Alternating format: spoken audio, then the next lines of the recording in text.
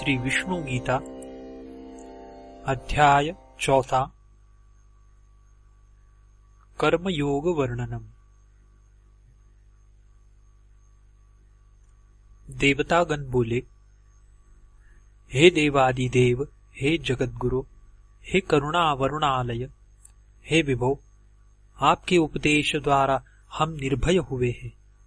संसार की सृष्टि का रहस्य, त्रिगुण जनित सृष्टि का विभाग और उसके यथावत ज्ञान के प्राप्त करने के लिए भाव का रहस्य समझकर हम कृतकृत्य हुए। अतः आपकी कृपा से हम किसी भी भय में पतित नहीं होंगे। हे देव, हे प्रभो, अब अपनी असीम कृपा द्वारा हमको उपदेश दीजिए कि सृष्टि का मूल कारण क्या है, क्यों सृष्टि उत्पन्न हुई है, उस सृष्टि का प्रवर्तक कौन है और इसके मूल को निर्मूल करने का स्पष्ट उपाय क्या है। भवरोग की निवृत्ति के लिए ये सब कहिए। श्री महाविष्णु बोले, हे देवगण, अनादि अनंत और जिसके विस्तार की अवधि नहीं है, ऐसा सृष्टि प्रवाह मेरी इच्छा से प्रवाहित रहता है। मैं अपने आनंद को प्रकाशित करने के लिए अपने सत और चिद भाव की सहायता से अपने में से अपनी शक्ति महामाया को प्रकट करता हूँ।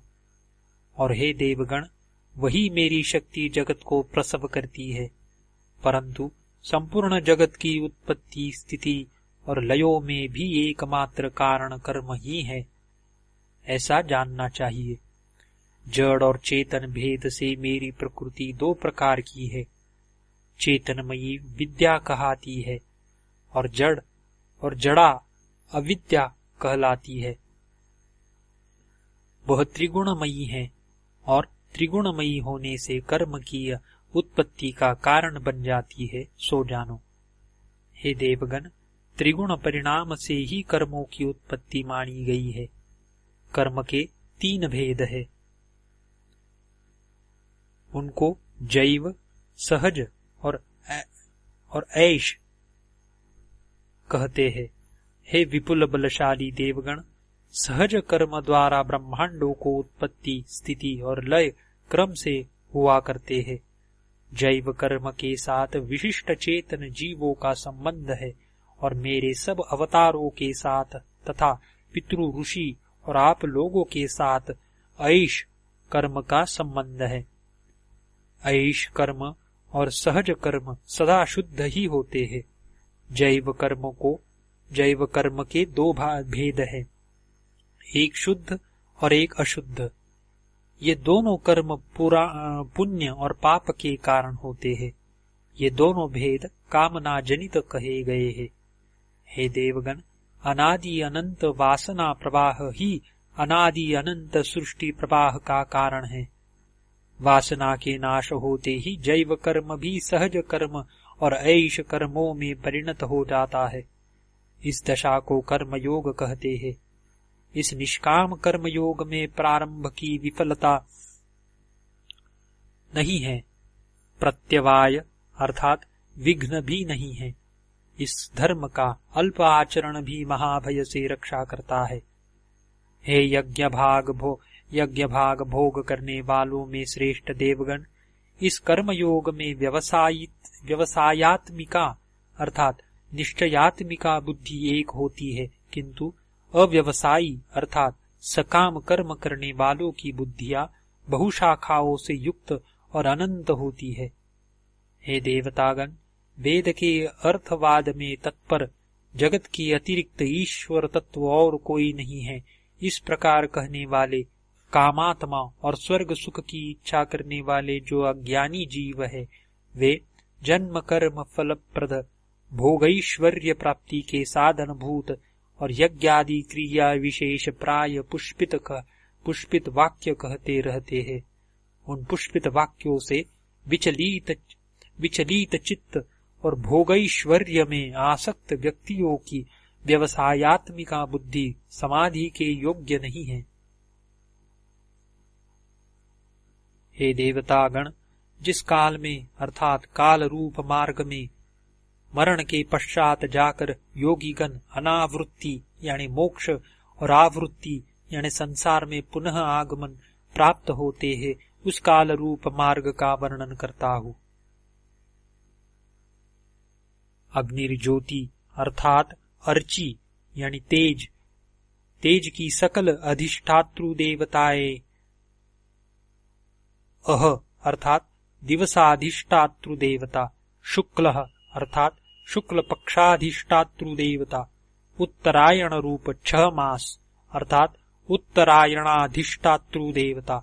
इन देवतागण का जो मार्ग है उसमें मृत्यु के बाद जाने वाले ब्रह्मवेत्तागण ब्रह्म को प्राप्त होते हैं।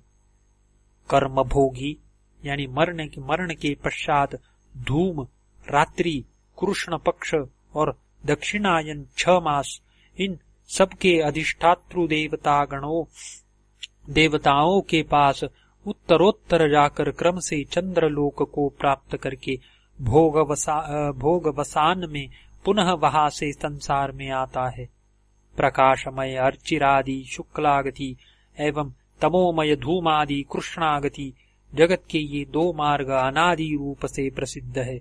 इन दोनों में से एक के द्वारा मोक्ष प्राप्त होता है।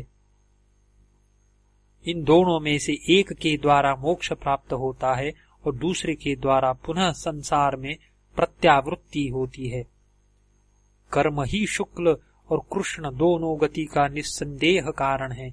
हे देवगण, जीवों को स्वर्गलोक प्राप्ति, नरकलोक प्राप्ति, पितृलोक प्राप्ति व प्रेतलोक प्राप्ति करा के बार मृत्युलोक में जन्म प्राप्ति कराना कृष्ण गति का कार्य है, इसमें संदेह नहीं है।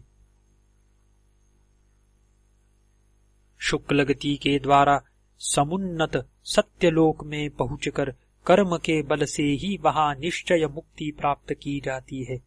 हे देवगण, कृष्ण गति में प्रवृत्ति प्रधान है और शुक्ल गति में निवृत्ति प्रधान कही गई है। इन दोनों गतियों के अतिरिक्त एक तीसरी गति और कही गई है, जिसको सहज गति कहते हैं। जो सहज गति है देवतागण, आप लोगों के अधिकार से बाहर है। जो धर्म तत्व के जानने वाले आत्मज्ञान में तत्पर मेरे भक्त महापुरुषगण हैं, वे ही इस तीसरी गति को प्राप्त होते हैं। जो वासना का नाश, तत्व ज्ञान लाभ और कर्म योग में रत है, वे जीवन मुक्त गण इस गति को प्राप्त करते हैं। हे देवतागण, कर्म की गति अत्यंत ही दुर्ज्ञेय है। हे देवगण, इसमें एक स्पष्ट उदाहरण सुनो। गांठ का बांधना भी कर्म है और गांठ का खोलना भी कर्म है। हे देवगण, दोनों कर्म तुल्य है, किंतु अंतिम परिणाम में बड़ा भेद है। गांठ के बांधने रूपी कर्म द्वारा जैसे पदार्थ बांधा जाता है, वैसे गांठ के खोलने रूपी कर्म द्वारा पदार्थ खुल जाता है। इसी उदाहरण के अनुसार हे देवगण, सकाम और निष्काम कर्म को जानो। लोह निर्मित अथवा स्वर्ण निर्मित किसी प्रकार की भी श्रृंखला हो, वह जीवों को बांधती ही है, इसमें संदेह नहीं। उसी प्रकार सकाम कर्म चाहे शुभ या अशुभ हो, वह जीवों को अच्छी तरह बांधता ही है। हे देवगण, सो जानो, तत्वज्ञान के द्वारा वासना के सर्वथा नाश होने पर कर्तव्य बुद्धि के अनुसार जो कर्म निष्काम भाव से किया जाता है, हे देवगण, वही निश्चय मुक्ति का कारण होकर जिससे पुनरावृत्ति नहीं होती, उस सहज गति को जीवों को देता है। हे देवगण, उत्तम सहज गति को प्राप्त जीवन मुक्त चाहे मरुस्थल में शरीर त्याग करे, चाहे गंगा तीर में शरीर त्याग करे, चाहे वह कृतकृत्य आत्मज्ञानी मुक्तात्मा चांडाल के गृह में अपने अंतिम श्वास तक वास करे, चाहे देव मंदिर में प्राणायाम करता हुआ देह त्याग करे, उसकी मूक दशा सब स्थानों में हर समय बनी रहती है। उसकी मुक्त दशा सब स्थानों में हर समय बनी रहती है।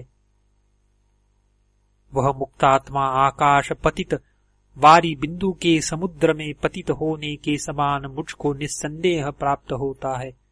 हे देवतागण, आप कर्म योग में रत होकर कर्तव्य बुद्धि से सर्वदा कर्तव्य कर्म को करे। हे देवतागण, इंद्रिय संगों का त्याग करके सिद्धि और असिद्धि में समभाव भावापन्न होकर और योग में अवस्थित होकर कर्म करो। समत्व ही योग कहा जाता है। बुद्धि द्वारा ब्रह्म में युक्त व्यक्ति इस लोक में सुकृत दुष्कृत यानी पुण्य पाप दोनों ही को त्याग करता है। इस कारण आप लोग कर्म योग में नियुक्त होवो। सुकौशल पूर्ण कर्म ही योग पद वाच्य है। बुद्धि युक्त पंडित गण निश्चय ही कर्म जनित फल को त्याग करके जन्म रूप बंधन से मुक्त होकर सर्वोपद्रव शून्य मोक्ष पद को प्राप्त होते हैं। जिस प्रकारे नाना नदियों के द्वारा आपूर्यमान और अचंचल समुद्र में जल प्रवेश करते हैं अर्थात उसमें मिल जाते हैं, उसी प्रकार जिसमें सकल कामनाएं प्रवेश करती है अर्थात लीन होती है, वह शांति को प्राप्त होता है, किंतु भोग कामनाशील व्यक्ति शांति को नहीं प्राप्त होता। जो प्राणी सकल काम्य वस्तुओं की अपेक्षा करके निस्पृह निरहंकार और विषयों में ममता शून्य होकर यत्र तत्र भ्रमण करता है, वह शांति को प्राप्त होता है। हे निष्पापो, इस लोक में दो प्रकार की निष्ठा मैंने पहले कही है।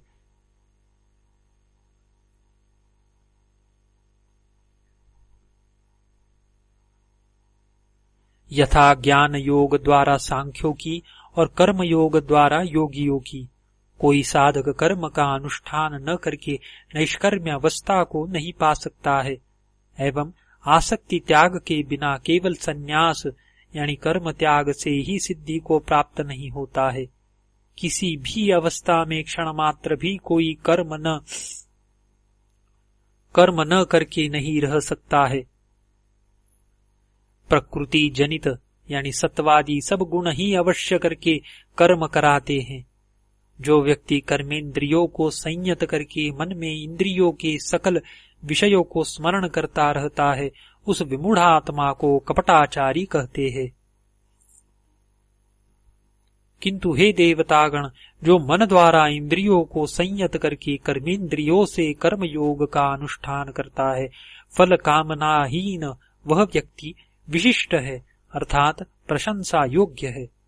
आप लोग अवश्य कर्तव्य कर्म करो, क्योंकि कर्म न करने से कर्म करना श्रेष्ठ है। कर्मों का त्याग करने से आप लोगों का शरीर यात्रा निर्वाह भी नहीं होगा। हे देवतागण, यज्ञार्थ कर्मों के अतिरिक्त कर्म करने पर इस लोक में कर्म बंधन होता है। अतएव यज्ञ के लक्ष्य से निष्काम होकर कर्मों को करो। किंतु जो साधक आत्मा में ही रत है, आत्मा में ही तृप्त है और आत्मा में ही संतुष्ट रहता है, उसके लिए कुछ भी कर्तव्य नहीं है। इस लोक में किए हुए कर्म द्वारा उसको पुण्य भी नहीं होता है और न करने से कोई पाप भी नहीं होता है, एवं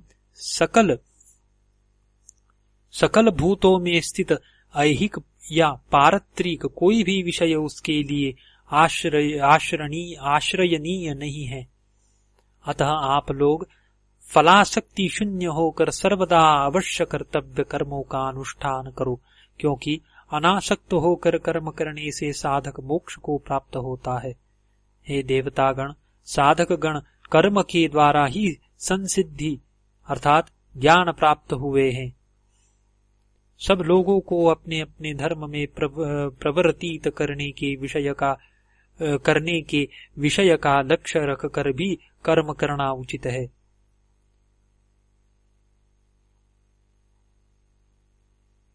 क्योंकि श्रेष्ठ व्यक्ति जो करते हैं, अनान्य लोग भी वही करते हैं। वे जिसको कर्तव्य समझते हैं, उसी का अनुवर्तन लोग करते हैं। हे देवतागण, मेरा कर्तव्य कुछ नहीं है क्योंकि त्रिलोकी में मेरे लिए अप्राप्त व प्राप्तव्य कुछ नहीं है, तथापि मैं कर्म में प्रवृत्ति ही रखता हूँ। हे देवतागण, कभी यदि मैं आलस्य रहित होकर कर्मानुष्ठान न करूं, तो निश्चय ही जीवधारी मेरे मार्ग को सर्वतोभाव से अनुसरण करेंगे। यदि मैं कर्म न करूं तो ये सब लोग धर्मलोप होने से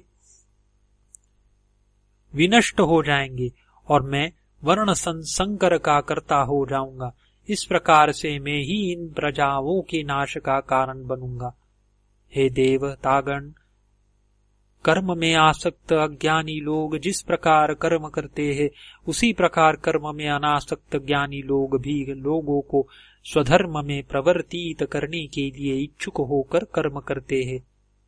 कर्मासक्त अज्ञ लोगों का बुद्धि भेद नहीं करना चाहिए। प्रत्युतंतु ब्रह्मज्ञ पंडित व्यक्ति को स्वयं सब कर्मों का अनुष्ठान करके अज्ञ लोगों को कर्म में नियुक्त करना चाहिए। सब कर्म प्रवृत्ति के गुणों द्वारा सर्वतोभावेन निष्पादित होते हैं, किंतु अहंकार से विमूढ़ चित्त व्यक्ति मैं करता हूँ ऐसा समझता है। परंतु हे देवतागण, गुण और कर्मों के विभाग के तत्व को जानने वाला व्यक्ति इंद्रिया विषयों में प्रवृत्त होती है ऐसा समझकर कर्तृत्वाभिमान नहीं करता है। प्रकृति के सत्वादी त्रिगुणों से मोहित होकर जो इंद्रियों में और इंद्रियों के कार्यों में आसक्त होते हैं, सर्वज्ञ व्यक्ति उन मंदमती अज्ञ लोगों को विचलित न करे।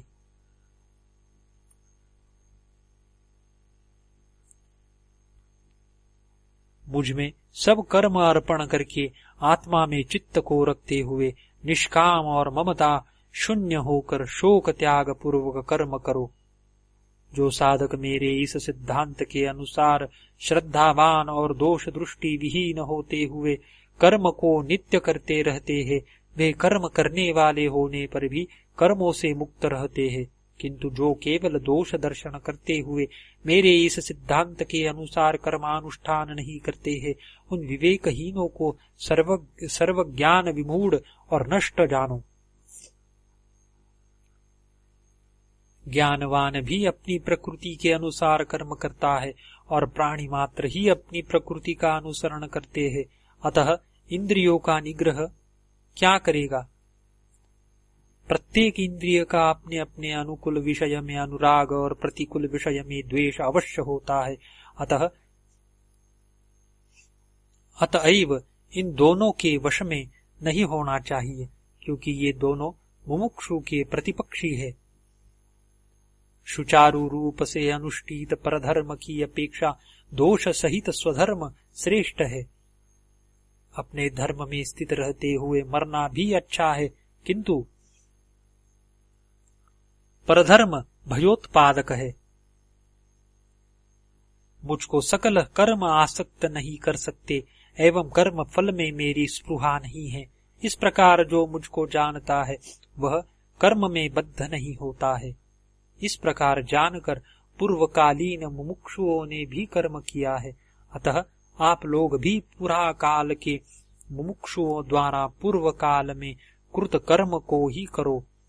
कर्म क्या है और अकर्म क्या है, इस विषय में विवेकी लोग भी मोहित होते हैं। अतएव जिससे जानने से आप लोग अशुभ अर्थात कर्मासक्ति से मुक्त होंगे, उस कर्म को मैं कहता हूँ।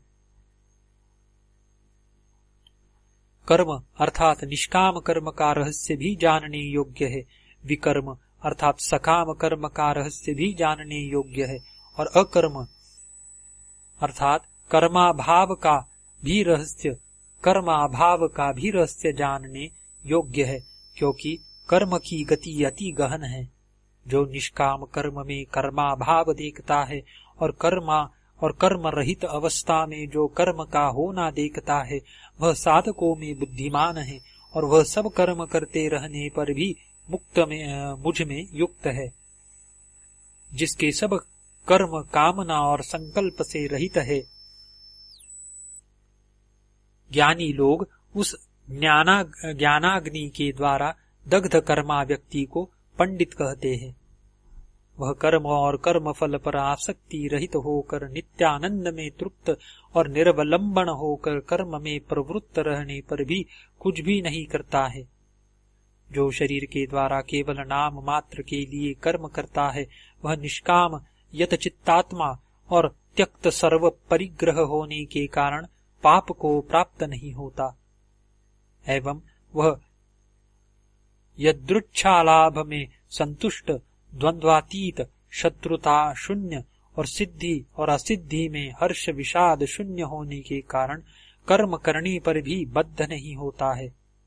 निष्काम, सर्वबंधन मुक्त, ज्ञान में अवस्थित चित्त और यज्ञ के लक्ष्य से कर्म करने वाले व्यक्ति के सब कर्म विलय को प्राप्त हो जाते हैं। शरीर द्वारा, मन द्वारा, बुद्धि द्वारा और कर्माभिनिवेश शून्य इंद्रिय गण द्वारा योगीगण कर्म फलासक्ति को परित्याग करके आत्मशुद्धि के लिए कर्म किया करते हैं।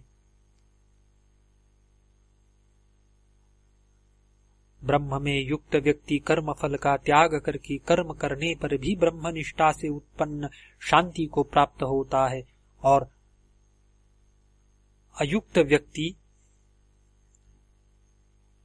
कामना में प्रवृत्त होने के कारण कर्म फल में आसक्त होकर बद्ध होता है।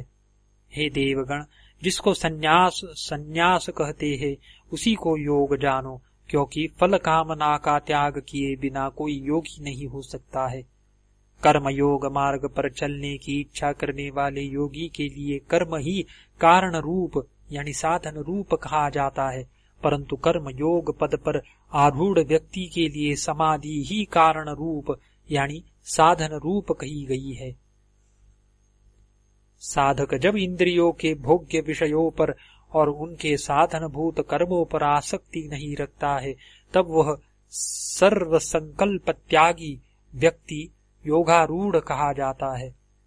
हे देवगण, इस लोक में व परलोक में उसका विनाश नहीं है, क्योंकि कोई भी शुभ कर्मकारी कहीं भी दुर्गति को प्राप्त नहीं होता है। योग भ्रष्ट व्यक्ति पुण्यात्माओं के लोकों को प्राप्त होकर और वहां बहुत वर्षों तक सुख भोग करके पवित्र आत्मा श्रीमानों के घर में जन्म ग्रहण करता है, अथवा ज्ञानी योगियों के वंश में वह जन्म ग्रहण करता है। ऐसा जन्म होना जगत में निश्चय ही दुर्लभतर है। हे देवगण, वह उक्त दोनों प्रकार के जन्मों में ही पूर्व जन्म में उत्पन्न ब्रह्म विषयक बुद्धि संयोग को प्राप्त करता है और मोक्ष के विषय में अधिक प्रयत्न करता है। पूर्व जन्म का अभ्यास ही उसको अवश्य करके ब्रह्मनिष्ठ बना देता है, क्योंकि योग के स्वरूप को जानने की इच्छा करने वाला व्यक्ति भी वेद के शब्द संबंधी स्वरूप को अतिक्रमण कर जाता है, और प्रयत्न पूर्वक साधन करने वाला योगी पाप रहित होकर अनेक जन्मों में योग सिद्ध होकर तत्पश्चात परम गति को प्राप्त होता है। शरीरांत के समय मुझको स्मरण करते करते जो देह त्याग करता है वह मेरे भाव को प्राप्त होता है, इसमें कोई संदेह नहीं। देहांत के समय जिस जिस भाव का स्मरण करते करते वह योगी देह त्याग करता है, हे देवतागण, सर्वदा उसी उसी भावना में चित्त के स्थित रहने के कारण उसी उसी भाव को ही प्राप्त होता है। मेरी सम्मति में योगी तपस्वियों से भी श्रेष्ठ है, ज्ञानियों से भी श्रेष्ठ है और कर्मनिष्ठ व्यक्तियों से भी श्रेष्ठ है। अतएव आप लोग योगी होवे। कर्म करने में ही आप लोगों का अधिकार है, फलेच्छा आप लोगों को कभी न हो। न आप लोग कर्म फल की प्राप्ति के कारण बनना, न आप लोग कर्म फल की प्राप्ति के कारण बनना और न सकाम कर्मों में आप लोगों की प्रवृत्ति होनी चाहिए। वेद पाठ करने से, यज्ञ करने से, तपस्या करने से और दान करने से जो पुण्य कहा गया है, इस कर्मयोग के रहस्य को जान लेने से योगी उन सब पुण्य फलों को अतिक्रमण करता है और जगत के मूलभूत परम पद को प्राप्त करता है।